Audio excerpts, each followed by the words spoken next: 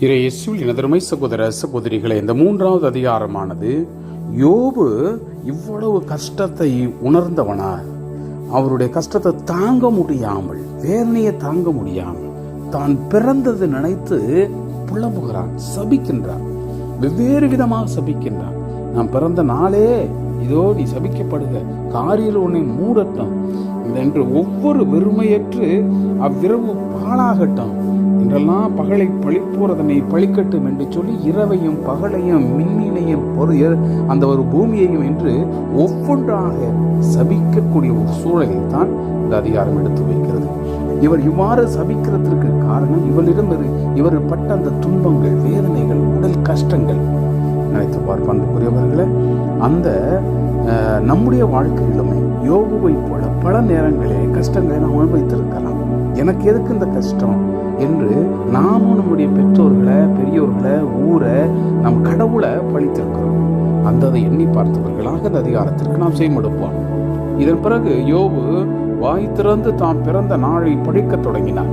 யோபு கூறியது, ஒளிக, நான் பிறந்த அந்த நாளே ஓர் ஆண்மகவு கருவுற்றதென சொல்லி அந்த இரவே அந்த நாள் இருளாகட்டும், மேலிருந்து கடவுள் அதை நோக்காதிருக்கட்டும், ஒளியும் அதன் மேல் வீசாதிருக்கட்டும், காரிருளும் சாவிருட்டும் அதை கவ்விக்கொள்ளட்டும், கார்முகில் அதனை மூடிக்கொள்ளட்டும், பகலை இருளாக்குபவை அதனை அச்சுறுத்தட்டும், அவ்விரவை பேரிட்டு பிடிப்பதாக, ஆண்டின் நாள் கணக்கினின்று அது அகற்றப்படுக, திங்கள் எண்ணிக்கையிலும் அது சேராதொழிக, வெறுமையுற்று அவ்விரவு பாழாகட்டும், மகிழ்ச்சி ஒளி எதுவும் அதில் எழாதிருக்கட்டும், பகலை பிழைப்போர் அதனை பிழைக்கட்டும், லிவியத்தானை தூண்டி எழுப்புவோர் அதனை தூற்றட்டும், அதன் விடியற்கால விண்மீன்கள் இருண்டு போகட்டும், அது விடியொளிக்கு வீணாய் காத்திருக்கட்டும், அது வைகரையின் கண் விழிப்பை காணாதிருக்கட்டும், ஏனெனில் என் தாயின் கருப்பையை அவ்விரவு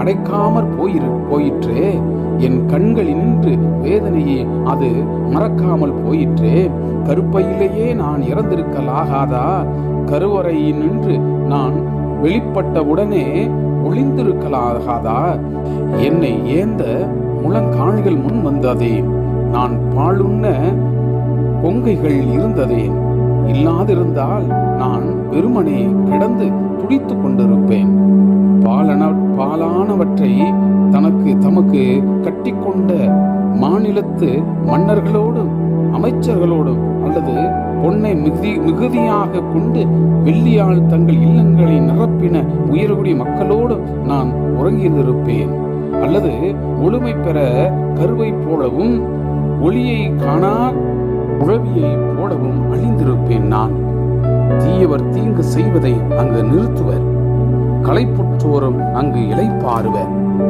சிறைப்பட்டோர் அங்கு நிம்மதியை கூடியிருப்பர், ஒடுக்குவோரினுடைய அதட்டலை அன்னவர் கேளாதிருப்பர், சிறியோரும் பெரியோரும் அங்கு இருப்பர், ஆண்டான் பிடியில் அடிமை இரான், உறுதியர் உற்றோருக்கு ஒளி தருவானேன், உள்ளம் கசந்தோருக்கு உயிர் கொடுப்பானேன், சாவுக்கு அவர்கள் ஏங்குகிறார்கள், புதையலிலும் மேலாய் கருதி அதை தேடுகிறார்கள், அதுவோ வந்த பாடில்லை, கல்லறை காணின் களிப்பெய்தி அகமகிழ்வோருக்கு வாழ்வு வழங்கப்படுவதேன், எவருக்கு வழி மறைக்கப்பட்டுள்ளதோ, எவரை சுற்றிலும் கடவுள் தடைச்சுவர் எழுப்பியுள்ளாரோ அவருக்கு ஒளியால் என்ன பயன், பெருமூச்சு எனக்கு உணவாயிற்று, வேதனை கதறலோ வெள்ளமாய் ஓடிற்று, ஏனெனில் நான் அஞ்சியது எதுவோ அதுவே எனக்கு நேர்ந்தது,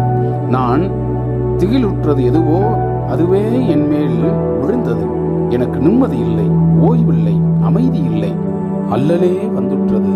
பிரைஸ் தி லார்ட். இயேசுவுக்கே புகழ். மரியே வாழ்க.